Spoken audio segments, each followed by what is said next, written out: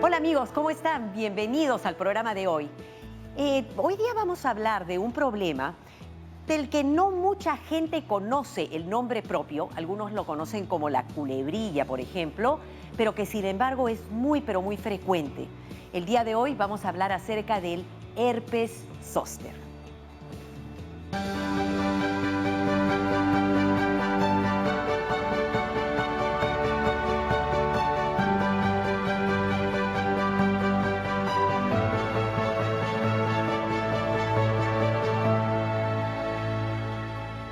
Bueno, ¿cómo están? Bienvenidos a Cuerpo Médico nuevamente. Y fíjense que el día de hoy me acompaña una persona que cumple lo que promete. El día de ayer hablamos acerca de las bondades del plátano y hablamos acerca del quequito que iba a preparar y está con nosotros Sarita. Bienvenida, Sarita. ¿Cómo estás? ¿Cómo estás, Patricia? ¿Cómo están, amigos todos ustedes? Y por supuesto, lo prometido es deuda. Y este queque de plátano que te reto a que lo pruebes, porque además no tiene nada de azúcar y luego si quieren les pasamos la recetita también. Está de lujo, súper nutritivo, saludable y que todo el mundo lo puede hacer en casa. Así que vamos a probarlo. No tienes que retarme, yo estoy lista a probarlo, te lo dije ayer y qué lindo que hayas cumplido. Bueno, ¿y ahora qué nos toca? Bueno, pues vamos a empezar ya desde lleno con nuestro momento de nutrición. Hoy día vamos a dar las recomendaciones de cómo tenemos que cuidar las cosas en casa para conservar bien los alimentos.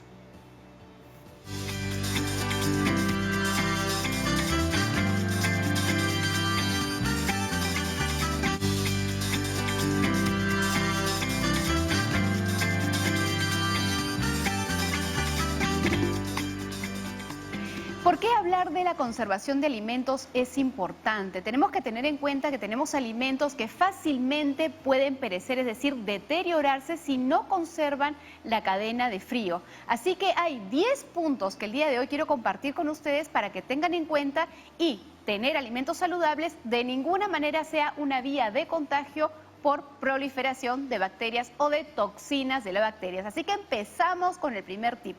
Y este es el clásico, lo que ya todo el mundo sabe, lavarse las manos con agua y jabón.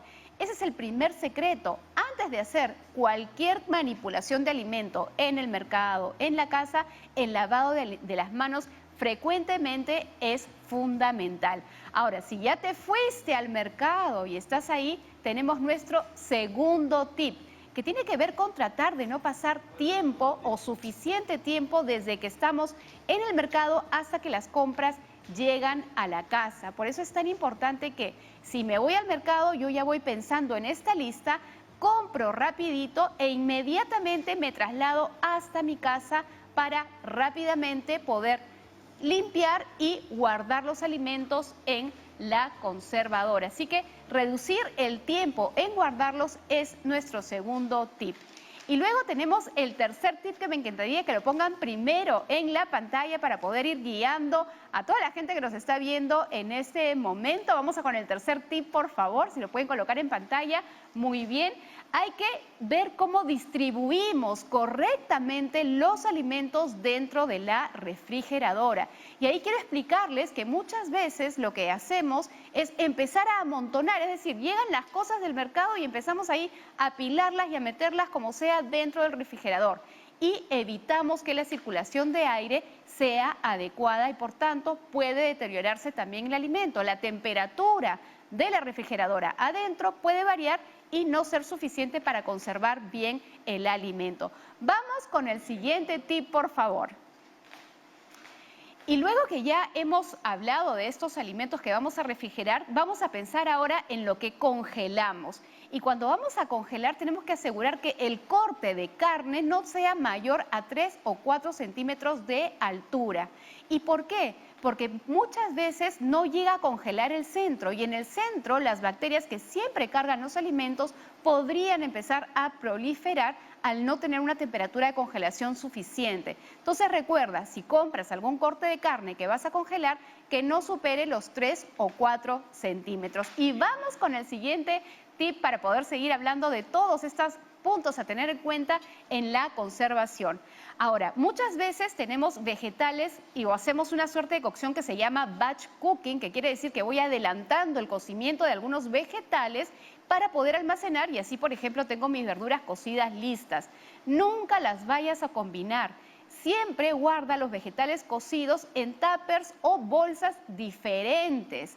Eso es muy importante porque cada uno de los vegetales tiene un tiempo de vida distinto y esto también es válido para la congelación. Vamos entonces con el siguiente tip.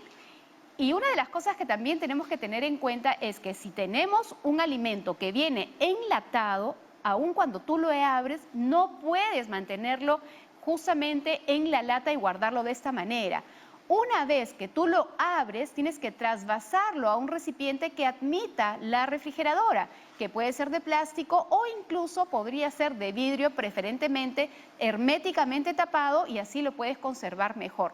Observa bien que esta lata no esté abollada a la hora de comprar y cuando la lleves a tu casa, lávala antes de almacenar. Vamos con el siguiente tip. Y bueno, también cuando estamos hablando de la comida preparada, vamos a decir que preparaste un estofado de pollo ese día y te quedó y lo quieres guardar para la noche o para el día siguiente. El guiso, las verduras de ese guiso las vas a guardar en un tupper separado y la carne en otro tupper, porque nuevamente los alimentos tienen tiempos de conservación y de maduración distintos y de esa manera te puede durar mucho más tiempo. Vamos con el siguiente tip. Ten en cuenta que cuando has tenido comida preparada a temperatura ambiente, lo máximo que puede estar es 3 horas, no más de ese tiempo. Y si lo vas a calentar, pues calienta la parte que vas a utilizar y el resto lo mantienes refrigerado. Uno de los errores que muchas veces cometen las personas es que abren y cierran el refrigerador o el congelador innecesariamente. Hay que recordar que tenemos que mantener la temperatura al nivel todo el tiempo. No abras innecesariamente esta puerta porque baja la temperatura y promueves el deterioro rápido de los alimentos. Y vamos con la siguiente. Nuevamente, hay que lavar y limpiar los equipos con frecuencia. A veces uno no lo hace porque no tiene el tiempo, pero limpiarlo constantemente es fundamental. Y mientras vamos pasando a la siguiente, hay que recordar que esta limpieza tiene que ser muy minuciosa. Un buen trapo limpio, recoger sobre todo cualquier líquido o fluido que pueda haber caído de los alimentos. Recuerda también que si, justo lo que estoy mencionando, si un alimento gotea, por ejemplo, alguna carne que la has puesto para ir descongelando, gotea, estas gotitas pueden estar cargando gérmenes y caer de pronto sobre una fruta. Luego comes la fruta que no la has lavado muy bien y finalmente te contaminas con ese germen. Por eso, esas gotitas que pueden caer hay que lavarlas sumamente o limpiar bien de la refrigeradora y esto pasarlo a un recipiente donde no caigan estas gotitas. Y me parece que tenemos un tip más, así que vamos a ponerlo también en pantalla. Hemos terminado ya con los tips, me pasé con la cuenta, pero Patricia, estos son temas sumamente importantes.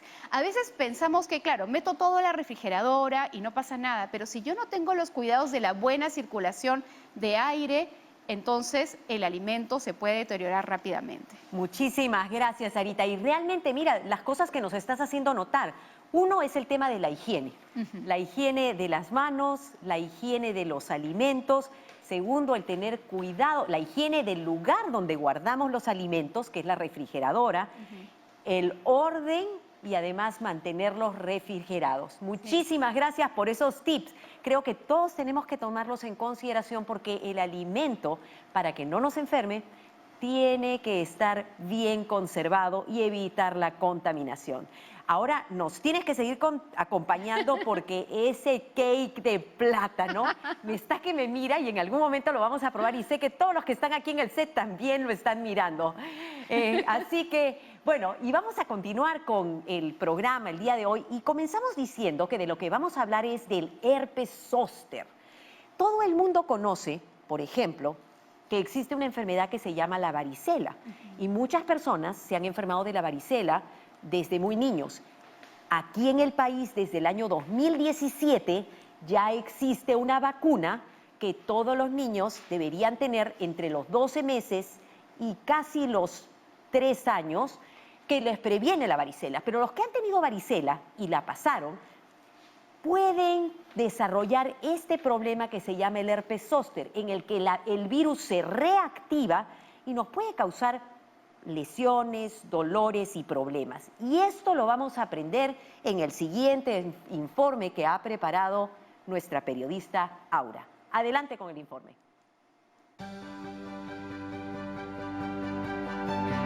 La varicela y el herpes zóster se deben a la infección por el virus varicela zóster.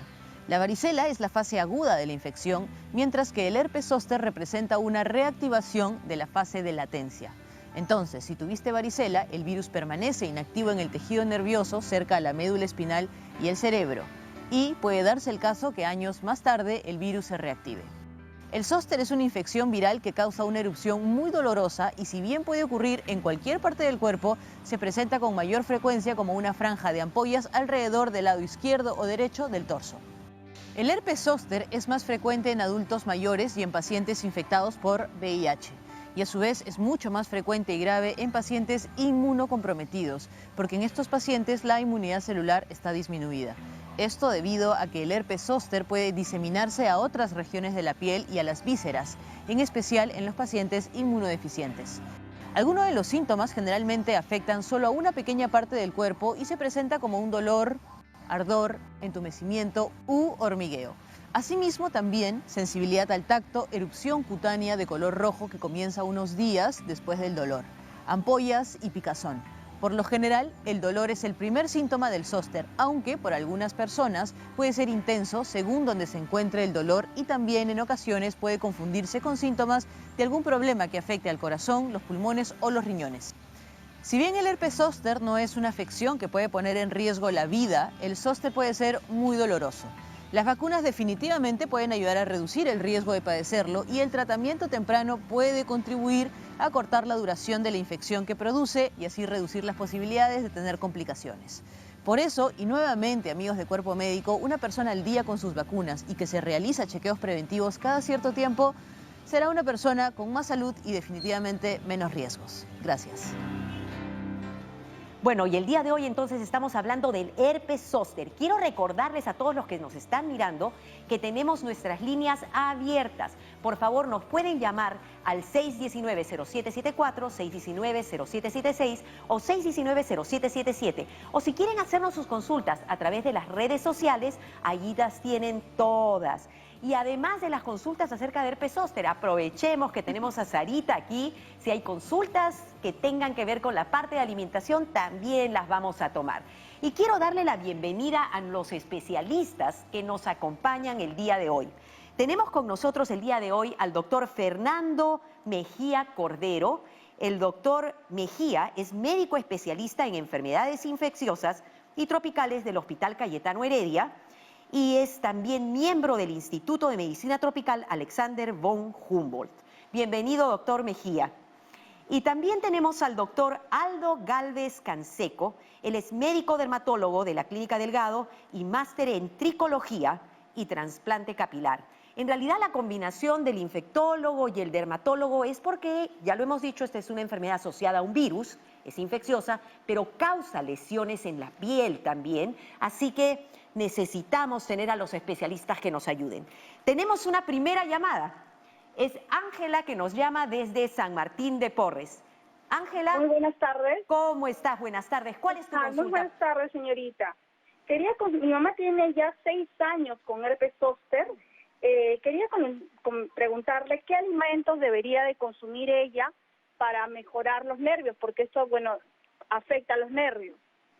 Ahora, cuando me dices que tiene 6 años, ¿es que tuvo un primer episodio y se le repitió o le ha quedado dolor o alguna molestia? Le ha quedado el dolor. Le ha quedado el dolor por durante todo este tiempo, pero no tiene ya marcas, no tiene nada de... No tiene las lesiones. Nunca tuvo marcas, menciona ella, pero sí le salió un granito, se rascó y a raíz de ese granito comenzó el dolor. Ella tiene el cinturón de fuego. Perfecto, perfecto. Entonces vamos a pedirle primero al doctor Mejía que nos cuente un poco cómo es eso de la presentación del herpes zóster, cómo puede quedar 6 años, qué es lo que pasa muy rápidamente y luego le pediremos un consejo nutricional a Sarita. Adelante, doctor Mejía. Buenas tardes, Pati. Sí, el herpes zóster es una infección bien común. 1 de cada 3 personas en algún momento de su vida va a tener esta infección, que como bien lo ha mencionado, es una reactivación de la varicela, ¿no? La mayoría de las personas se infecta de varicela en la niñez, en la juventud, y pasados los años o por alguna condición, reactivan. Y reactivan como dolor y lesiones en una sola parte del cuerpo, que usualmente es una franja que es un dermatoma, es el trayecto de un nervio o por donde recorre un nervio. Y la principal complicación a largo plazo, y que ha mencionado esta paciente, es el dolor. Puede haber dolor persistente. Y esto tiene que ver principalmente con varios factores, ¿no? El principal factor es el inicio temprano del tratamiento, que va a prevenir de todas maneras la presentación y la persistencia del dolor, y los factores asociados, ¿no? A mayor edad, mayor riesgo de neuralgia posherpética, que es el síndrome que tiene normalmente cuando hay persistencia el dolor por muchos meses. Y algunas otras enfermedades concomitantes, ¿no? Las personas diabéticas, las personas que sufren neuropatía, enfermedades crónicas, tienen más riesgo de hacer esta neuralgia posherpética. Entonces, es común ver que después de muchos años puede haber dolores persistentes, y acá es lo importante, ¿no? La vacuna, si bien es cierto, también previene la aparición o la reactivación de esta varicela zoster, de este zóster. Es necesario también darlo después de haber tenido un primer episodio, ¿no? Entonces, si en relación a la paciente que llamó, si tuvo hace 6 años su primer episodio, en realidad lo recomendable es vacunar de nuevo. O sea, vacunar, porque una Doctor, infección estamos natural, hablando de es una vacuna diferente a la vacuna que reciben los niños para la varicela. Esta es una vacuna contra el herpes zóster, ¿cierto? es completamente diferente. La vacuna de la varicela de los niños se da al año de edad, como lo ha mencionado, entre 1 o 3 años, y la vacuna para zóster es una vacuna diferente que se da pasado los 50 años, independientemente si la persona tuvo ya herpes zóster, ¿no? Entonces, si esta persona no fue vacunada, desarrolló un cuadro de herpes zóster hace 6 años, tiene el dolor, lo recomendable es vacunar, ¿no? Doctor, ¿esa Porque vacuna está en el calendario nacional del ministerio ahora? lamentablemente no está como parte del esquema nacional de vacunación en el Perú, pero cuando uno revisa las recomendaciones internacionales, está en todas las recomendaciones en personas más de 50 años. Perfecto. ¿Y por qué? Porque el herpes zóster puede ser una enfermedad o puede generar enfermedad discapacitante, ¿no? De acuerdo, de ¿Quién acuerdo. puede vivir con dolor durante 6 años, no? Ok, seguramente nos van a estar haciendo más preguntas acerca de las vacunas. Sí. Vamos muy cortito. ¿Qué le recomendarías con respecto a alimentación a una persona de la tercera edad para mejorar de repente su sistema inmune? Claro, Patricia, hay que tener en cuenta, y eso siempre lo hemos dicho muchas veces en el programa, no pensemos que un alimento va a curar o va a ayudar a solucionar el problema, pero sí tiene mucho que ver con poder disminuir la posibilidad de que se afecte mucho el cuerpo. Entonces ahí el sistema de defensas, que es justamente el que va a ayudar a combatir cualquier agresor como este virus, entonces necesitamos estar bien alimentados. Recuerden, proteínas como el huevo, la leche, el pescado, el pollo, no debe faltar. Y las ensaladas diariamente, porque ahí está toda la vitamina y todos los minerales que el sistema de defensas necesita. Qué importante saber ese tema de las vacunas a partir de los 50. A veces uno cree que solamente es cuando somos niños. Por eso hablamos de vacunas de adultos también. Y acá tenemos otra consulta que nos viene desde San Juan del Urigancho. Martín, bienvenido. Estamos contigo en el teléfono. Doctora, buenas tardes. Buenas tardes, ¿cómo estás? La nutricionista. Llamo porque hace un promedio de 4 o 5 años, tengo 39 años ahora, y me detectaron herpes zóster. Al momento del diagnóstico me salió como una culebrita aquí en la parte abdominal con puntitos rojos, recuerdo bien, y nunca había tenido eso, ¿no? Y me quedé sorprendido. y me molestaba, me dolía intensamente. En aquel momento me aplicaron una crema o algo así y me mandaron a casa. Ya está. Pero el tiempo ha hecho de que me duela mucho, me incomode, han pasado como 4 o 5 años, por ahí más o menos. Me molesta y quisiera saber si eso tiene alguna repercusión, o creo que tiene, porque me duele a veces los huesos de repente, o en las vías urinarias. Perfecto. Vamos a ver qué te recomienda el doctor Gálvez. Tuvo un episodio, menos ahorita como a los 39 años según nos dice, y ha seguido con este dolor posherpético, como le llamamos. Quiere saber si se relaciona, qué podría hacer, qué le recomienda, doctor Gálvez. Claro, gracias por la palabra. Bueno, y en realidad siempre le trato de explicar a los pacientes que, como ha mencionado Fernando anteriormente, el herpes zóster ocurre por la reactivación de un virus que se quedó durmiendo en nuestro cuerpo, es decir, nuestro sistema inmunológico lo ha mantenido durmiendo todo este tiempo y bajo alguna condición se ha disparado y a través del sistema nervioso ha llegado a la piel. Entonces, así como esto puede dejar alguna lesión en la piel, dígase alguna mancha o dígase alguna cicatriz, también puede dejar alguna cicatriz en el tejido nervioso. Y esto es lo que genera la neuralgia posherpética. Pues los factores que ha mencionado Fernando anteriormente en realidad son factores de riesgo para hacer una neuralgia posherpética. Y muchas veces el paciente cura las lesiones de piel por completo, ya no tiene ningún problema, pero todavía mantiene estas lesiones en el sistema nervioso que generan dolor, y por eso es que es importante que lo identifiquemos tempranamente y lo tratemos adecuadamente.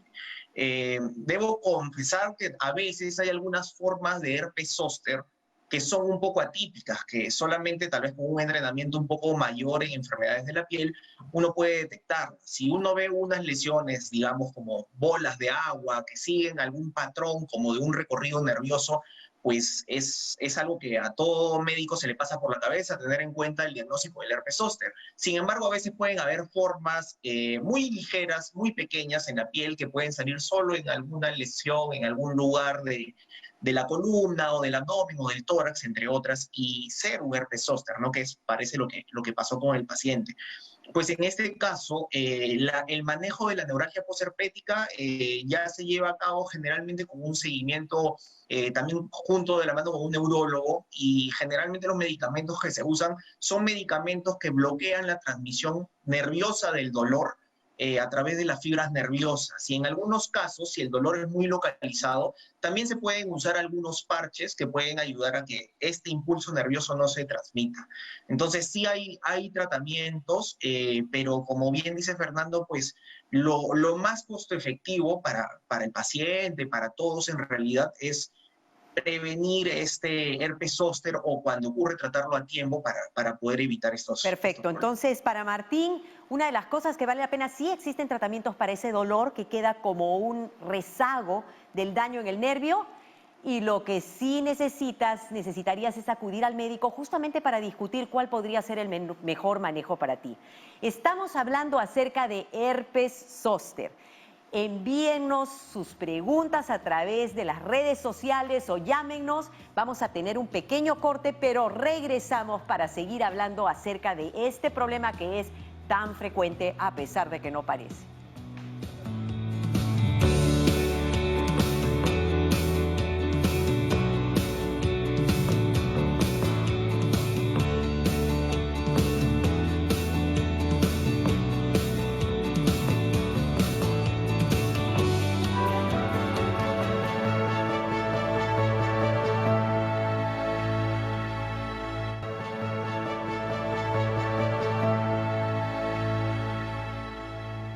Bueno, y estamos hablando acerca del herpes zóster, que es una recaída de la varicela después de muchos años. Y tenemos una consulta que nos está viniendo a través de Facebook.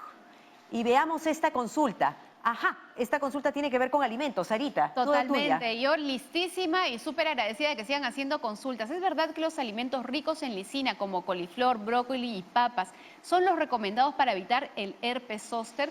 Pues vamos a recordarles que la lisina es un aminoácido que nuestro cuerpo no fabrica y por tanto sí hay que buscarlo en los alimentos que justamente los que ha mencionado. Eso significa que la persona que nos ha llamado ha hecho su tarea de poder revisar en Google. Sí son alimentos que pueden contribuir en tener un mejor estado nutricional y con eso poder afrontar mejor cualquier tipo de proceso infeccioso como lo es este virus del herpes zóster. Pero eso no quiere decir que si yo estoy bien alimentado, he comido mi coliflor y todos estos alimentos, nunca me va a dar el herpes. No, eso es falso. Pero que mi cuerpo va a estar mejor preparado, eso sí es cierto. Perfecto, y eso creo que el concepto que se repite y se repite, no es que un alimento es mágico, es que tenemos que comer de manera saludable para estar en mejores circunstancias. Y si además de eso tenemos las vacunas correspondientes, estamos más protegidos. Tenemos una llamada que viene de Jesús María y es María de Jesús María. A ver, María, ¿cómo estás? ¿Cuál es tu consulta? Doctora, buenas tardes. Muy bien, yo siempre suelo decir que estoy muy bien. Mi consulta es, doctora, el 1 de agosto yo empecé con unos dolores muy fuertes en el ojo y en la cabeza y bueno, 5 días estaba recibiendo tratamiento por una alergia supuestamente y con el dolor del ojo yo acudí a un oftalmólogo. El oftalmólogo, después de hacerme, de verme pues el ojo que tenía, no tenía nada. Y yo me di cuenta que tenía unas ampollitas en la parte de la nariz y del ojo. Llegamos a la conclusión de que era herpes. Entonces el doctor me mandó al dermatólogo, pero por las circunstancias no había especialistas. Decía, doctora, ¿a dónde me voy? Por favor, ayúdenme usted. Entonces él sí pues me recetó para el herpes, pero no fue el tratamiento completo. El 20 de agosto yo recién acudí al dermatólogo, al especialista. A raíz de ahí empecé a hacer el tratamiento. El dermatólogo me dijo que ya el herpes ya no estaba, vive solamente 10 días y después se va. Pero quedé con la secuela. Hasta hoy estoy con tratamiento con dermatólogo y oftalmólogo porque sigo teniendo unos dolores muy fuertes. Me dio ¿Cuál es tu pregunta, María, específicamente? Herpes zóster en el trigémino me dio. Así es. Entonces mi pregunta es, más o menos, ¿hasta cuándo dura esos dolores? Yo he decidido estar bien. María, ¿qué edad tienes, María? Yo tengo 67 años. 67 años, esto te comenzó el 1 de agosto y estamos hablando de un problema ocular. Doctor Fernando Mejía, ella nos ha descrito todo un caso. ¿Qué le podemos recomendar? ¿Hasta cuándo va a tener el dolor? ¿Y qué le podríamos recomendar hacia el futuro también, que es importante? El tiempo promedio es alrededor de 4 a 6 semanas en la mayoría de las personas, pero hay personas que tienen factores de riesgo para perdurar el dolor un poco más de tiempo. Parece que nos falló un poquito la conexión. Entonces, lo que nos ha contado en este momento María es... A ver, ¿ya está el doctor? ¿Doctor Fernando? Sí, no. Le decía que en promedio la mayoría de las personas hace entre 4 a 6 semanas de dolor. Ya. Las personas menos de 40, muchas ni siquiera tienen dolor. El principal factor para la persistencia del dolor es la edad. A mayor edad, mayor tiempo de persistencia del dolor. Y el otro factor importante es la intensidad del dolor al inicio, ¿no? Entonces, las personas, si tienen un dolor muy intenso al inicio y la localización también puede ser otro factor importante. Entonces, va a depender mucho de cómo ataquen el dolor al inicio y finalmente eso lo tiene que consultar con un médico que pueda discutir con usted los mejores tratamientos para el dolor. Hay varios medicamentos que se pueden usar y calmar el dolor tempranamente es un factor que determina también el tiempo de dolor, ¿no? Entonces, dos mensajes bien importantes.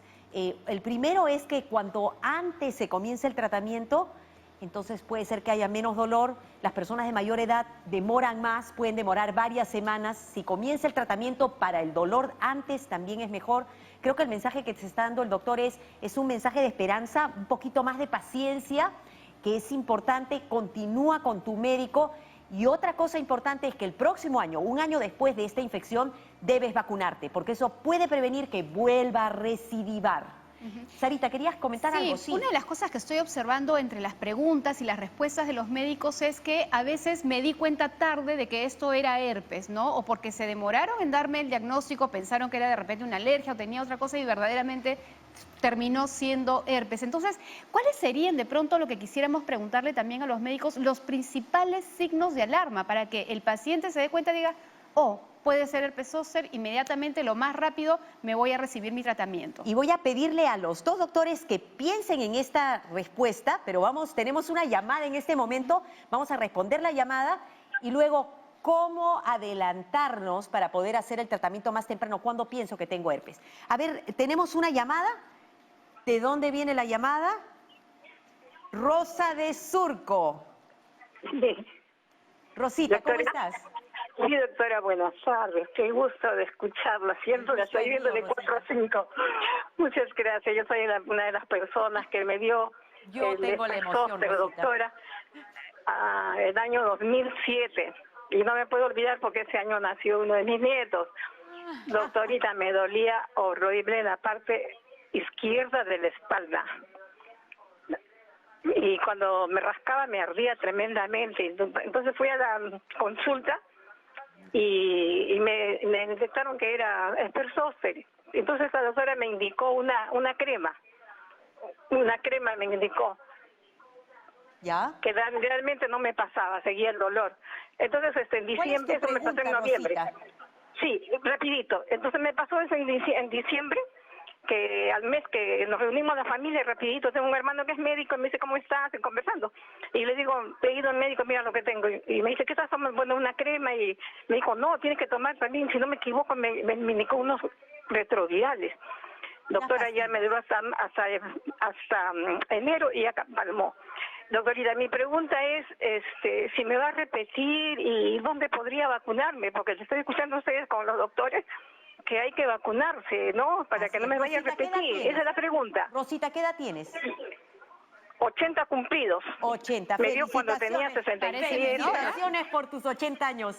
Y suenas súper saludable, así que queremos mantenerte así. Sí. Vamos a ver qué nos dice el doctor Galvez. Entonces, y creo que acá hay un par de cositas también, esa idea de poner cremitas, ¿ok? ¿Sirven o no sirven? ¿Cómo debería ser el tratamiento? Y sobre todo, ¿dónde se puede vacunar? ¿Qué recomendación le damos? Sabemos que no se vacuna como parte, desafortunadamente, como parte de las vacunas del Estado en este momento, pero entonces, ¿qué podría hacer, doctor Galvez? Bueno, como prevención de las vacunas, hay algunos centros especializados en vacunación que pueden encontrarse dentro de laboratorios, clínicas que tienen las certificaciones adecuadas y mantienen las vacunas en condiciones adecuadas.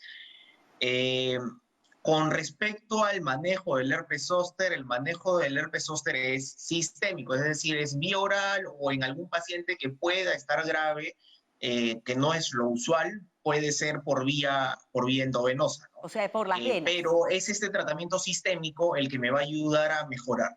Exactamente. Se pueden usar algunas soluciones tópicas que me ayuden a reparar la piel, pero esto es secundario, esto es la cereza del pastel, no es lo más importante. O sea, entonces, las cremas en realidad no van a solucionar el problema del paciente. Para que lo tengan clarito nuestros televidentes, no deberían automedicarse, las cremitas esas que se echan encima de las lesiones no curan. El médico tiene que darle el tratamiento y cuando decimos sistémico significa que tiene que ser o pastillas o para los casos muy graves hospitalizarlos y ponérselos en la vena. ¿Es eso? Para que quede clarito, ¿sí? Perfecto. Correcto, Y de repente aprovechando para cerrar un poquito lo que preguntó Sarita hace un ratito, ¿no? ¿Qué cosa debe hacernos pensar que uno puede tener herpes para poder ir rápido al médico? Claro. Por ahí, la gran mayoría, o sea, van a haber muchos pacientes que se van a comportar como el caso más frecuente. Y el caso más frecuente, típico de paciente con herpes zóster, es un paciente que tiene cierto dolor, que puede ser como que hinca, como que arde, como que quema, generalmente a nivel de la espalda, del tórax, y que posteriormente aparecen lesiones cutáneas, que suelen ser ampollas. Ahora, suelen haber casos atípicos también. A veces ese dolor en realidad es picazón, que también es un estímulo nervioso aberrante. Y en ocasiones el estímulo, las lesiones en la piel, pues, por así decirlo, pueden ser mínimas o muy pequeñas y son casos de más difícil diagnóstico, pero en realidad ante un dolor agudo de estas características, como que arde, como que punza, tenemos que tener en cuenta el diagnóstico. Perfecto, entonces es un dolor brusco que arde o pica o hinca en la parte de la espalda y más todavía cuando es una persona muy adulta. Sospecha herpes, vaya al médico. Y ahora tenemos otra consulta que nos está viniendo a través de Facebook.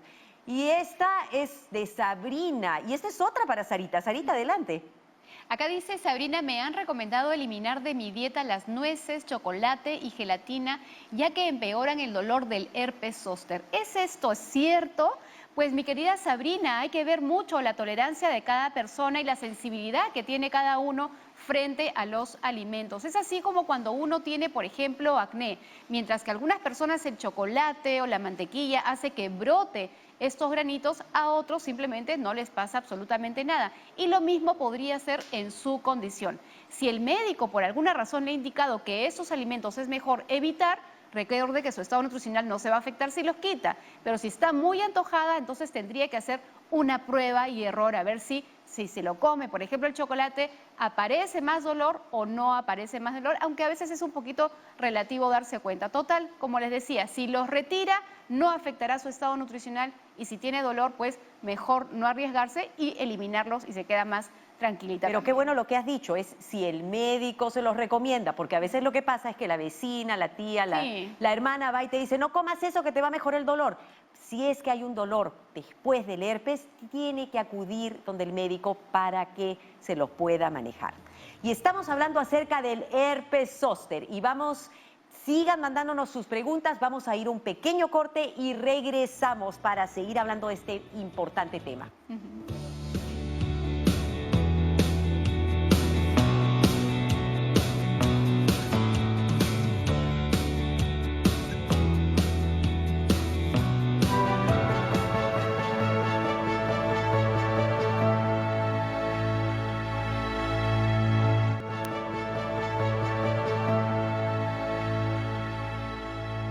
Bueno, y estamos de vuelta, y esta vez con nuestra sección acerca de mitos. Estamos hablando acerca del herpes zóster. Comencemos con nuestro primer mito. Solo las personas mayores contraen herpes zóster. Y esto es falso. Si bien es cierto, el herpes zóster es más frecuente en personas mayores de 50 años, las personas jóvenes e incluso los niños pueden desarrollar herpes zóster como una recaída después de haber tenido una varicela. Tengo que contarles mi experiencia propia. Yo tuve de niña una varicela terrible y desarrollé herpes zóster a los 20, a los 30 y a los 40. Soy todo un caso. ¿Qué hace que una persona desarrolle herpes zóster cuando es joven? Bueno, eso puede tener que ver con un sistema inmune que está débil, con estrés, algunas enfermedades, inclusive a veces se puede asociar a diabetes, enfermedades inmunológicas, cáncer o VIH. En mi caso aparentemente fue estrés y para evitar después recaer a los 50 decidí vacunarme. Vamos a ver con el mito número 2. El herpes zóster es raro y esto es falso. La verdad es que, ya lo habíamos dicho, al menos se estima que 1 de cada 3 personas en el mundo desarrolla herpes zóster. Y cuando hablamos de las personas ya mayores, por encima de los 75, 80 años, se espera que 1 de cada 2 vayan a desarrollar herpes zóster. Y lo importante es poder detectarlo temprano, porque si se da tratamiento temprano, en los primeros días de las lesiones, uno puede reducir el tiempo de enfermedad y puede reducir el riesgo de quedarse con el dolor. Por eso lo estamos hablando en este programa. Y el tercer mito, el herpes zóster es contagioso. Y esto no es contagioso, dice acá. Y esto es falso, porque sí es contagioso. ¿Ok? ¿Qué significa que sea contagioso? Bueno, el herpes zóster está producido por el virus de la varicela, y ya hemos dicho que esta es una recaída. Si una persona tiene herpes zóster, tiene el virus ahí a nivel de la piel. Si una persona no ha tenido varicela nunca y no ha estado vacunada, recordemos que los niños desde el año 2017 aquí en el país se vacunan, pero si no han recibido la vacuna y no han tenido varicela y ustedes tienen contacto con alguien con herpes zóster, no les va a dar herpes zóster, les puede dar varicela, pero eventualmente también podrán desarrollar herpes zóster. Entonces es un virus, uno no agarra esas lesiones y lo que debería tratar de hacer es acudir rápidamente al tratamiento y las personas no vacunadas vacunarse. Y finalmente, hemos terminado nuestros mitos y rápidamente se nos ha pasado el tiempo en el programa y realmente tenemos que pedirle a nuestros especialistas que traten de darnos los mensajes más importantes, las conclusiones, lo que quisieran que nuestros televidentes recuerden de este programa. Y quisiéramos comenzar con el doctor Mejía, Fernando Mejía. Doctor Mejía, díganos qué es lo que deben saber nuestros televidentes y no olvidarse nunca. Lo primero, prevenir. Y la prevención depende de la vacuna. Hay que vacunarse. Si tengo que invertir mi dinero en algo, si soy una persona más de 50 años, en vacuna.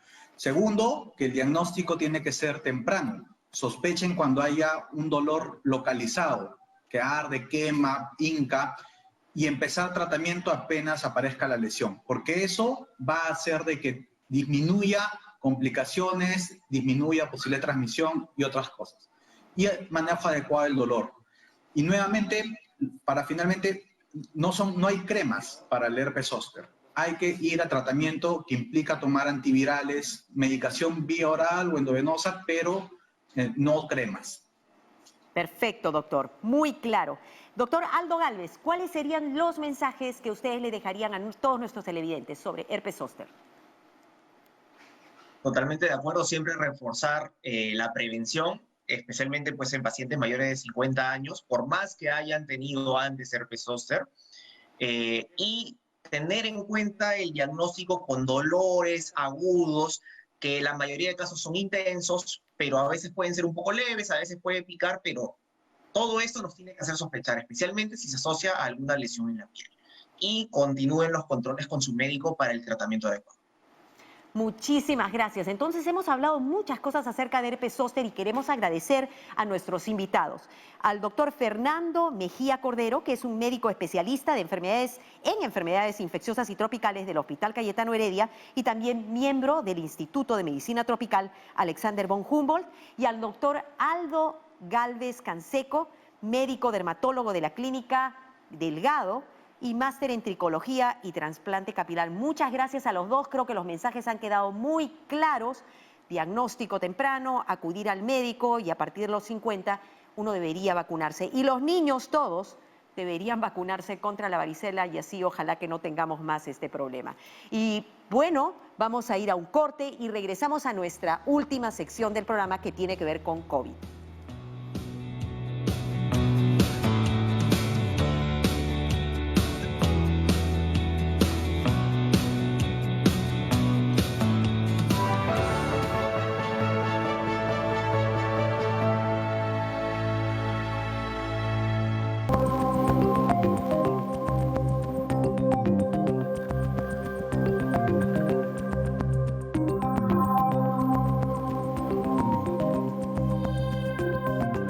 Y estamos en nuestro momento COVID. Y estos últimos 2 días hemos estado hablando acerca de las mascarillas, que son uno de esos elementos fundamentales para poder protegernos contra este virus del COVID y contra otros virus respiratorios también.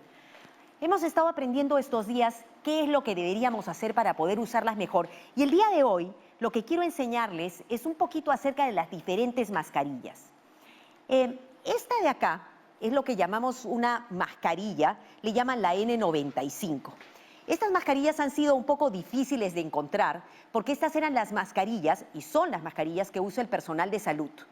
Una de las cuestiones importantes es que este tipo de mascarillas efectivamente protegen y filtran más o menos hasta un 95% de las partículas, pero fíjense que en ese estudio que les enseñé hace 2 días, otra cosa interesante que se encontró es que mascarillas como esta otra, que es la que se llama la mascarilla quirúrgica, más o menos protege con la misma, digamos, intensidad, y eso es importante. Y por esa razón quería mostrarles esta, que es la mascarilla que más comúnmente estamos viendo, y aprender a cómo usarla. Una de las ventajas de estas mascarillas es que como tienen estos pliegues, primero permiten que se adapten mejor a la cara, número 1, y segundo, que permiten que en la adaptación, a la hora que uno respira, se queden bien pegados los costados. Igual que estas mascarillas con estos pliegues, que estas son las descartables, las mascarillas de tela con pliegues también se adaptan mucho mejor a la cara y tienen sus ventajas. Ahora, yo he recibido, increíblemente en la calle inclusive, un par de preguntas y me decían, ¿cómo sé para dónde uso esta mascarilla? ¿La uso por aquí y la uso por el blanco? Efectivamente, estas mascarillas vienen de diferentes colores, y vienen a veces hasta solamente de color blanco. Obviamente, como la mascarilla se ha convertido hasta en parte de nuestro vestir, por eso es que hay colores, el color tiene que ir hacia afuera. Entonces, las mascarillas celestes, el color va hacia afuera. La otra pregunta que me hacían era, ¿y para qué sirve el fierrito este? Porque acá hay un fierrito que dobla, y he visto que muchas personas se lo ponían para abajo. La idea del fierrito es justamente que sirve para ajustar y cerrar el espacio aquí en la nariz, justo en el puente. El fierrito arriba, cubrir bien la parte inferior del mentón y luego colocarse ambas tiritas detrás de las orejas. Entonces, por favor, el fierrito tiene una función y es agarrar la nariz. También hay una alternativa, que la he visto muy frecuentemente, que son estas otro tipo de mascarillas, que no se llaman N95, sino K95. ¿Por qué? Tienen, en general, si están bien hechas, la misma protección que estas, pero son hechas en otro país. Y muchas de estas tienen tiras alternativas. Por ejemplo, esta de acá, en lugar de agarrar la oreja así, va toda la parte de atrás, que es una alternativa para que nuestras orejas no se cansen. Y finalmente, ¿qué hay con respecto a las mascarillas de tela? Las mascarillas de tela, como les decían, estas son hermosas, estas son hechas, son mascarillas con dibujos ayacuchanos, como lo pueden ver, y hay de todo tipo de dibujos. Los dibujos, escojan el que ustedes quieran, pero 2 cosas que son importantes con respecto a las mascarillas de tela es que tienen que tener al menos 2 capas de tela, eso es importante. La segunda cosa es que tienen que adaptarse bien a su cara, es decir, cubrir la nariz hasta arriba, cubrir el mentón realmente y asegurarse que cuando se la colocan, si no les queda bien ajustada, pueden aprender y hacerles un nudito. Con el nudito que les hacen va a quedar bien fija. La mascarilla no debe dejar espacios alrededor. Otras cosas, sí. Yo quiero aprovechar para preguntarte. Todas las preguntas que quieras. ¿Cuánto tiempo uno puede usar la mascarilla? Porque sí me ha tocado ver en la calle gente caminando, tiene su mascarilla descartable y ya está, pero negra esa mascarilla. Yo digo que la usarán, el descartable se les olvidó un poquito. Bueno, y ahí, esa es la pregunta, gracias, es como que lo hubiéramos preparado y no la hemos preparado, fíjense. Sí, solo el queque está preparado, pero el resto de cosas no. Esa es la pregunta. ¿Qué debo hacer yo con la mascarilla? Porque además hay otras preguntas que también me han dicho, ay, de tanto usar la mascarilla, ¿me pica la nariz? O también me dicen, se me comienza a poner roja la cara, porque hay gente que desarrolla dermatitis. Y ahora que se viene el calor, la gente también, o sea, ¿qué hago? ¿Qué debo hacer? ¿Cuánto tiempo te la tienes ¿Cuánto puesta? tiempo la tengo que poner? ¿Qué debo hacer para no tener esa dermatitis? Entonces vamos a comenzar por la primera. Una cosa que es sumamente importante es la higiene que uno debe tener con respecto a las mascarillas. Cuando son mascarillas de tela, las mascarillas de tela uno las debe usar. Si uno las usa un día, debe lavarlas. Lavarlas bien con agua y jabón y secarlas. Eso significa que uno debería tener al menos 2 mascarillas de tal manera que cada día las cambia, ¿ok? ¿Cuánto tiempo debo ¿Cuánto tiempo debo usar yo la mascarilla? Debo usarla el tiempo que la necesito, pero si estoy todo el día con la mascarilla, a veces lo que se recomienda es que las personas salgan al aire libre, se la quiten un rato, descansen, se suenen la nariz, se sequen, etcétera, y se la vuelvan a colocar. Pero la cuestión es que la mascarilla tiene que estar limpia. De las mascarillas descartables yo tengo buenas noticias, y unas noticias es que justo salió un artículo muy interesante en el que han demostrado que estas mascarillas pueden ser lavables y se pueden. ¿Y cuál es la recomendación? Hay dos formas de lavarla. Una es lavarla con agua y jabón, la puede lavar diariamente y puede lavarla y secarla, dejarla secando.